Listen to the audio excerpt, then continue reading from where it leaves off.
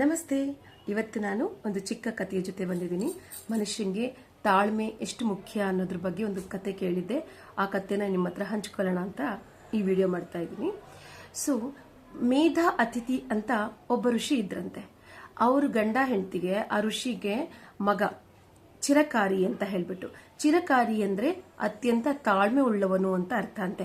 ತನ್ನ ಕೆಲಸವನ್ನೆಲ್ಲ ತುಂಬಾ ಆಲೋಚನೆಯಿಂದ ನಿಧಾನವಾಗಿ ಮಾಡುವಂತ ಸ್ವಭಾವದವನು ಅಂತ ಅರ್ಥ.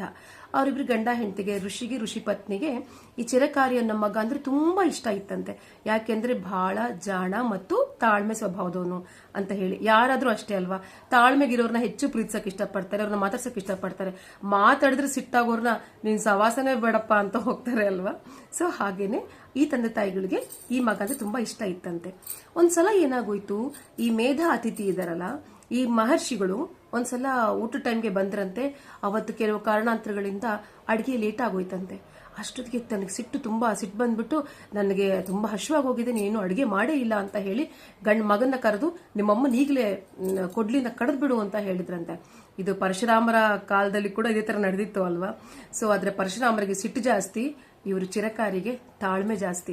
ಅವರಪ್ಪ ಆಜ್ಞೆ ಮಾಡ್ಬಿಟ್ಟು ಹೊರಗಡೆ ಹೊರಟು ಬಿಟ್ರೆ ಮಗ ಯೋಚನೆ ಮಾಡಿದ್ದಂತೆ, ಅರೆ ನಮ್ಮಮ್ಮ ಮಾಡಿದ ತಪ್ಪೇನು, ಒಂದ್ ಸ್ವಲ್ಪ ಹೆಚ್ಚು ಕಮ್ಮಿ ಆಗತ್ತೆ ಅಲ್ಲ, ಯಾಕೆಂದ್ರೆ ಆಗಿನೆಲ್ಲ ಕಟ್ಟಿಗೆ ಒಲೆಗಳು, ಒಂದ್ ಸ್ವಲ್ಪ ಲೇಟ್ ಆಗ್ತಿತ್ತು, ಅಷ್ಟಕ್ಕೆಲ್ಲ ನಾನು ಕಡಿಯೋದ, ಮಾಡ್ಲಿದ್ರೆ ಅಪ್ಪನ್ಗೆ ಮಾತು ಧಿಕ್ಕಾರ ಆಗತ್ತೆ, ಮಾಡಿದ್ರೆ ನಮ್ಮಮ್ಮಂಗೆ ನೋವಾಗುತ್ತೆ, ಏನ್ ಮಾಡ್ಲಿ ಅಂತ ಹೇಳಿ ಅವರು ತುಂಬಾ ಯೋಚನೆ ಮಾಡ್ತಾ ಇದ್ರಂತೆ ಚಿರಕಾರಿ. ಆಗ ಅವರು ಸ್ವಲ್ಪ ದೂರ, ಮೇಧ ಅತಿಥಿ ಋಷಿ ಸ್ವಲ್ಪ ದೂರ ನಡೀತಾ ಇದ್ದಂಗೆಲ್ಲ ತನ್ನ ತಾಳ್ಮೆ ಸಿಟ್ಟು ಕಮ್ಮಿ ಆಯ್ತಂತೆ. ಸಿಟ್ಟು ಕಡಿಮೆಯಾಗಿ ಯೋಚನೆ ಬಂತಂತೆ. ಯಾಕೆಂದ್ರೆ ಸಿಟ್ಟಿಗೆ ಮನುಷ್ಯ ಏನ್ ಮಾಡ್ತಾನೆ, ಆಲೋಚನೆನ ಕೈದಿಗೆ ಕೊಡಲ್ಲ, ಆಲೋಚನೆ ಮಾಡಕ್ಕೆ ಬಿಡೋದಿಲ್ಲ. ಸಿಟ್ಟಲ್ಲಿ ಏನ್ ಬಂದ್ರೆ ಅದು ಮಾಡ್ಬಿಡ್ತಾರೆ ಅಲ್ವಾ. ಸೊ ಆ ಸಿಟ್ಟೆಲ್ಲ ಕಮ್ಮಿ ಆದ್ಮೇಲೆ ಆಲೋಚನೆ ಬಂದಾಗ, ಅರೆ ನಾವು ಏನ್ ಮಾಡಿದ ತಪ್ಪು, ನಾನು ಎಂಥ ಶಿಕ್ಷೆ ಕೊಟ್ಬಿಟ್ಟೆ, ಆದ್ರೆ ನನ್ನ ಜೀವನ ಏನು, ನನ್ನ ಹೆಂಡತಿದ್ರ ಗತಿ ಏನು ಅಂತ ಹೇಳಿ ಅವ್ರು ಒಂದೇ ಓಡಿ ಬರ್ತಾ ಇದ್ರಂತೆ. ಊರಿಗಿನ ಜನ ಎಲ್ಲ ಕೇಳ್ತಿದ್ರಂತೆ, ಅಯ್ಯೋ ಯಾಕೆ ಮಹರ್ಷಿಗಳು ಹಿಂಗ್ ಓಡ್ತಾ ಇದ್ದಾರೆ ಅಂತ ಹೇಳ್ಬಿಟ್ಟು. ಅವಾಗ ಓಡಿ ಬಂದು ನೋಡಿದಾಗ ಇನ್ನ ತಾಯಿನ ಕಡ್ದಿರ್ಲಿಲ್ಲಂತೆ ಮಗ. ನೋಡಿ ಅಪ್ಕೊಂಡು ಬಹಳ ಸಂತೋಷದಿಂದ, ತುಂಬಾ ಧನ್ಯವಾದಗಳಪ್ಪ, ನನ್ನ ಕೋಪದಿಂದ ನನ್ನ ಹೆಂಡತಿ ಇದು ಮಾಡೋದು ನಾನು ತಪ್ಪಿಸ್ದೆ ನೀನು ಅಂತ ಹೇಳಿದ್ರಂತೆ. ಅವಾಗ ಮಗ ಹೇಳಿದ್ನಂತೆ, ತಂದೆ ನೀವು ಯೋಚನೆ ಮಾಡಿ ನೀವು ಆಜ್ಞೆ ಮಾಡಿದ್ರೆ ಆ ಕೆಲಸ ಖಂಡಿತ ಮಾಡ್ತಾ ಇದ್ದೆ, ಆದ್ರೆ ನೀವು ನಿಮ್ಮ ಬುದ್ಧಿನ ಕೋಪದ ಕೈ ಕೊಟ್ಟು ಈ ಮಾತು ಹೇಳಿದಿರಾ, ಆದ ಕಾರಣ ಈ ಕೆಲಸ ಮಾಡೋದು ಸರಿನಾ ತಪ್ಪಾ ಅಂತ ನಾನು ಯೋಚನೆ ಮಾಡ್ತಾ ಇದ್ದೆ ಅಂತ ಹೇಳಿ. ಅವಾಗ ಆ ಋಷಿಗಳು ಹೇಳಿದ್ರಂತೆ, ನೋಡು ನಿನಗಿರೋ ಅಷ್ಟು ಆಲೋಚನೆ ನನಗೆ ಬರ್ಲಿಲ್ಲ, ನಂಗೆ ತುಂಬಾ ಖುಷಿ ಅನಿಸ್ತಾ ಇದೆ ನೀನು ನೋಡಿ ಅಂತ ಹೇಳಿ. ಸೊ ನಾವು ಇದನ್ನ ತಿಳ್ಕೊಬೇಕಾಗಿದ್ದೇನೆಂದ್ರೆ, ತಾಳ್ಮೆಯಿಂದ ಮಾತ್ರನೇ ಏನಾದ್ರೂ ಮಾಡಕ್ ಸಾಧ್ಯ ಅಲ್ವಾ.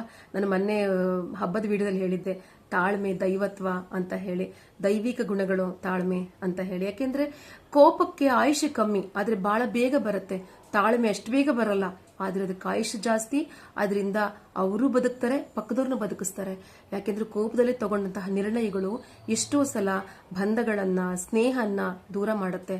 ಆದ ಕಾರಣ ಯಾವುದೇ ಕೆಲಸ ಮಾಡಬೇಕಾದ್ರೆ ಅಥವಾ ಯಾರನ್ನೇ ನಾವು ದೂಷಿಸಬೇಕಾದ್ರೆ ಒಂದು ಚಿಕ್ಕ ಆಲೋಚನೆ ಕೊಟ್ಟು ಅದಕ್ಕೆ ಕರೆಕ್ಟ್ ಇದೆ ಅಂತ ಅನ್ಸಿದ್ರೆ ಮಾತ್ರನೇ ನೀವು ಅವಾಗ ಬೈಯೋದು ಅಥವಾ ಪ್ರಶ್ನಿಸೋದು ಮಾಡಿ.